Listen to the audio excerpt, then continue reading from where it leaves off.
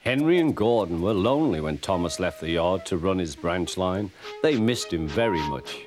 They had more work to do and had to fetch their own coaches. They didn't like that. James grumbled too.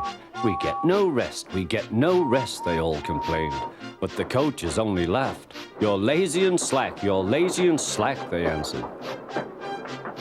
Altogether, the engines were causing the Fat Controller a great deal of trouble. The big stations at both ends of the line each have a turntable. The Fat Controller had made them so that the tender engines can be turned round, because it is dangerous for them to go fast backwards. Tank engines like Thomas don't need turntables. They can go just as well backwards as forwards. But to hear Gordon talk, you would have thought that the Fat Controller had given him a tender just to show how important he was.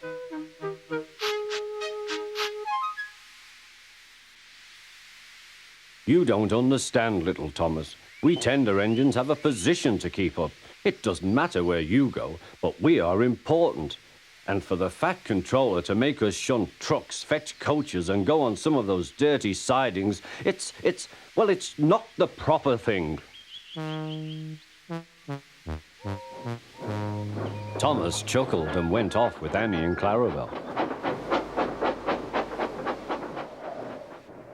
"Disgraceful," Gordon hissed as he ran backwards to the turntable.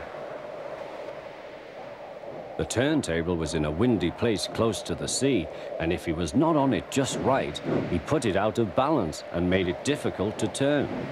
Today, Gordon was in a bad temper, and the wind was blowing fiercely.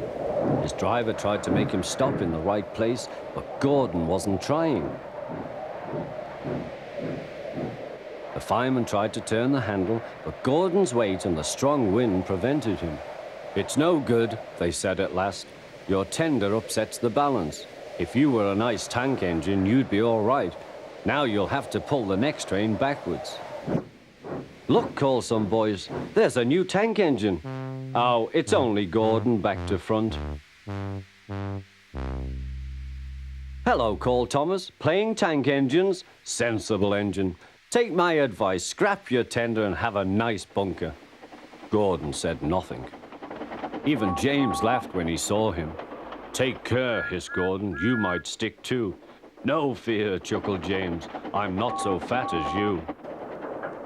"I mustn't stick," thought James. He stopped on just the right place to balance the table. It could now swing easily. Gordon arrived in time to see everything. James turned much too easily. The wind puffed him round like a top. He couldn't stop.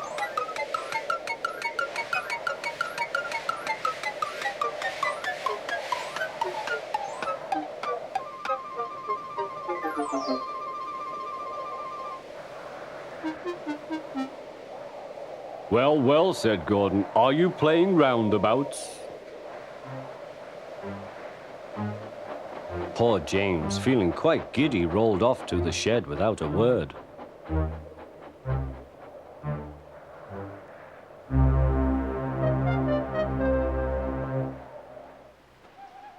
That night, the three engines had an indignation meeting.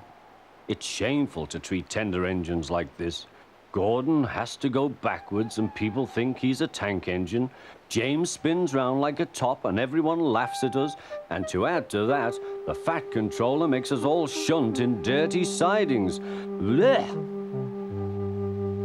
"Listen," said Gordon. He whispered something to the others.